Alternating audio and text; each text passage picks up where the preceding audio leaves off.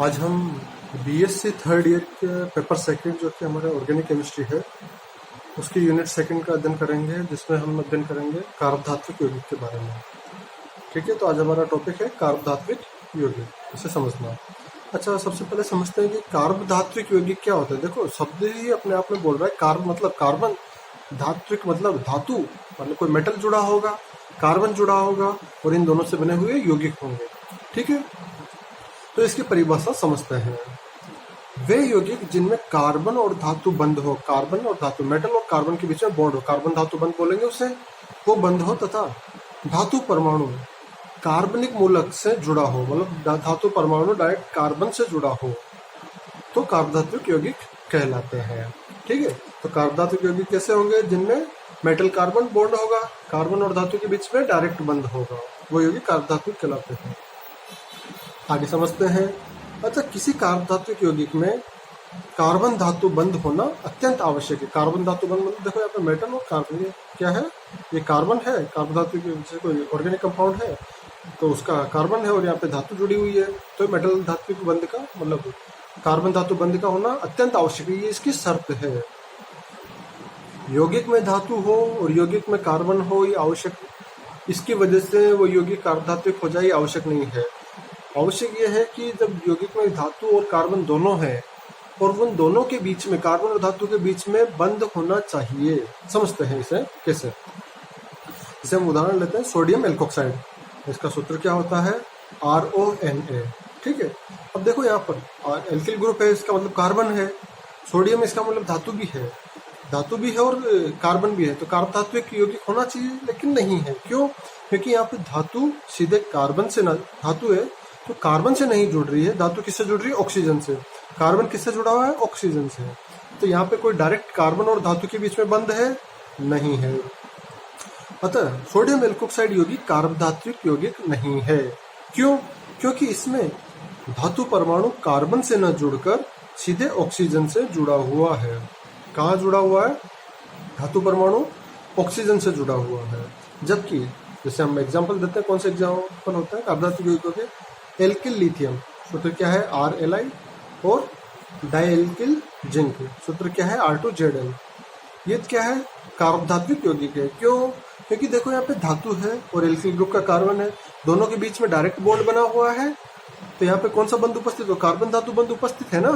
तो समझते हैं कि एल्किल लिथियम और डाइएल्किल जिंक कार्बधात्विक यौगिक है, क्योंकि इनमें कार्बन धातु बंध उपस्थित है। ठीक है, चलो यहाँ तक हमारा समझ में आ गया। जो बेसिक फॉर्मूला है इसका, मतलब बेसिक कॉन्सेप्ट है कार्बधात्विक यौगिकों का, वो क्या बोल रहा है कि धातु और कार्बन के बीच में डायरेक्ट बंध होना चाहिए।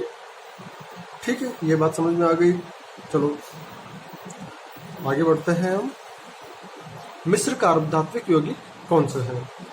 अच्छा, कार्बधात्विक यौगिकों में कुछ एक अपवाद है, उसको छोड़ दो फिलहाल, नहीं तो फिर कंफ्यूज हो जाएंगे। समझते हैं मिश्र कार्बधात्विक यौगिक कौन से हैं। ऐसे कार्बधात्विक, मिश्र कार्बधात्विक, देखो सूत्र से समझते हैं, कार्बधात्विक तो हो लेकिन मिक्स टाइप के हो, तो इसमें समझते ऐसे कार्बधात्विक यौगिक कौन से? कार्बधात्विक यौगिक जिसमें कार्बन और धातु के बीच में बंध हो, जिनमें धातु कार्बन बंध के साथ साथ धातु हेलोजन बंध भी उपस्थित हो। मतलब जैसे यहाँ पर एग्जाम्पल समझते हैं, RMG, धातु और कार्बन के बीच में बंध है, साथ साथ धातु और हेलोजन, एल्किल मैग्नीशियम हेलाइड है ना, इसमें हेलोजन के साथ भी बंध है धातु का। तो धातु के किस किस के साथ बंध है? धातु का कार्बन ग्रुप के, मतलब कार्बन के साथ बंध है, और धातु का हेलोजन के साथ बंध है। तो ये यौगिक क्या कहलाएंगे? मिश्र कार्बधात्विक यौगिक, एल्किल मैग्नीशियम हेलाइड। दूसरा है डाइएल्किल टिन डाइहेलाइड, R2SnH2। यहाँ पर क्या है? जो टिन है इसका कार्बन के साथ डायरेक्ट कार्बधात्विक बंध है, और हेलाइड के हेलोजन है उनके साथ भी इसका बंध है, धातु हेलोजन बंध है। अतः ये यौगिक क्या कहलाएंगे? मिश्र कार्बधात्विक यौगिक कहलाते हैं। ठीक है, इसके आगे का चलो आगे बढ़ते हैं। अब हम आगे बढ़ते हैं, कार्बधात्विक यौगिक समझ लिया, मिश्र कार्बधात्विक यौगिक समझ लिया। अब हम इसका यूनिट शुरू करते हैं। कार्ब मैग्नीशियम यौगिक, जिसमें मैग्नीशियम का कार्बन के साथ डायरेक्ट बंध हो। इसको एक एग्जांपल से लेते हैं, ग्रिग्नार्ड अभिकर्मक, या इंग्लिश में ग्रिग्नार्ड रिएजेंट बोलते हैं। इसका सूत्र क्या होता है? RMgHc। एल्किल ग्रुप मैग्नीशियम धातु से जुड़ा हुआ है और उसी मैग्नीशियम धातु से हेलोजन जुड़ा हुआ है। यहाँ पर क्या है? कार्बधातुक बंध है और धातु हेलोजन बंध भी उपस्थित है। तो ये मिश्र कार्बधातुक यौगिक का उदाहरण है। समझते हैं। ग्रिग्नार अभिकर्मक अत्यंत क्रियाशील होते हैं। कैसे होते हैं ग्रिग्नार अभिकर्मक? हाईली रिएक्टिव होते हैं, बहुत तेजी से क्रिया करते हैं, अतः जल और एल्कोहल के साथ तेजी से क्रिया कर सकते हैं। जल और एल्कोहल से बहुत तेजी से क्रिया करते हैं, तो इसकी अभिक्रियाओं में हमें उत्पाद शीघ्रता से प्राप्त होते हैं। अतः ग्रिग्नार अभिकर्मक को बनाने के लिए, ग्रिग्नार अभिकर्मक जल से या एल्कोहल से बहुत तेजी से क्रिया करते हैं, तो जब बनाएंगे तो हम ऐसी प्रक्रिया का निर्धारण करेंगे जिसमें उत्पाद या उत्पाद के रूप में कोई जल या एल्कोहलिक समूह न निकलते हों। ठीक है। अतः इसे बनाने के लिए शुष्क ईथर में मैग्नीशियम धातु की एल्किल हैलाइड के साथ क्रिया करवाई जाती है। एल्किल हैलाइड की क्रिया करवा रहे हैं, RX क्रिया करवा रहे हैं मैग्नीशियम के साथ, तो उत्पाद क्या प्राप्त हो रहा है? एल्किल मैग्नीशियम हैलाइड, जिसे क्या बोलेंगे? ग्रिग्नार अभिकर्मक। अब यहाँ एक शब्द हमने काम में लिया शुष्क ईथर का। शुष्क ईथर क्यों काम में ले रहे हैं? हमने पहले ही बोला है कि ये जब भी कोई भी नमी हो इसके संपर्क में तो उसके साथ शीघ्रता से क्रिया करता है ग्रिग्नार अभिकर्मक और दूसरे उत्पाद बना देता है। यहाँ पे शुष्क ईथर इसलिए काम में ले रहे हैं क्योंकि नमी की वजह से कोई दूसरे उत्पाद प्राप्त ना हो जाए। तो ड्राई ईथर यहाँ पर बहुत इंपॉर्टेंट रोल प्ले करता है। ये खास तौर पे ध्यान रखते हैं हम कि शुष्क ईथर, शुद्ध और शुष्क ईथर काम में लें, इसमें न कोई अशुद्धि हो और न ही नमी हो। ठीक है। तो हम देखते हैं, दोबारा रिएक्शन देख लेते हैं। एल्किल हैलाइड की मैग्नीशियम से क्रिया करवाते हैं, शुष्क ईथर की उपस्थिति में एल्किल मैग्नीशियम हैलाइड प्राप्त होता है, जैसे कि क्या बोलते हैं? ग्रिग्नार अभिकर्मक। आगे बढ़ते हैं।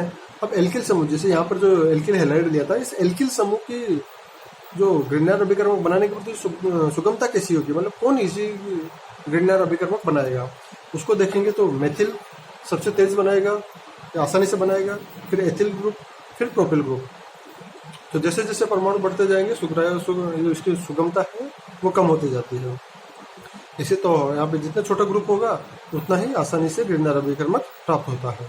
दूसरा होता है हेलोजन की सुगमता। देखते हैं, जैसे एल्किल हैलाइड लिया था, एल्किल ग्रुप तो हमने देख लिया कि जैसे मेथिल लिया है, एथिल लिया। अब हेलोजन ग्रुप में कौन सा लेंगे?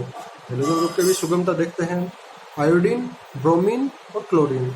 तो इनकी सुगमता का क्रम क्या होता है? आयोडीन बहुत तेजी से क्रिया दर्शाता है, तो मेथिल आयोडाइड, आयोडीन में आयोडाइड, ब्रोमाइड और क्लोराइड हुआ। तो मेथिल आयोडाइड मैग्नीशियम के साथ क्रिया करके ड्राई ईथर की उपस्थिति क्या बनाएगा? ग्रिग्नार अभिकर्मक बनाएगा, ऐसे एथिल आयोडाइड बनाएगा। ये इसकी सुगमता का क्रम होता है। इसका नेक्स्ट पार्ट है ग्रिग्नार अभिकर्मक बनाने की प्रायोगिक विधि, जिसे प्रयोगशाला में हम ग्रिग्नार अभिकर्मक कैसे बना सकते हैं। चलो उसे नेक्स्ट लेक्चर में पढ़ेंगे। तब तक धन्यवाद।